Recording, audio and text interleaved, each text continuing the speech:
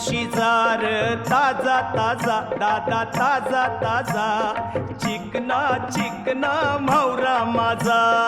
घेऊन शिकार ताजा ताजा दादा ताजा ताजा चिकना चिकना म्हावरा माझा घेऊन शिजार ताजा ताजा दादा ताजा ताजा चिकना चिकना म्हावरा माझा घेऊन शिकार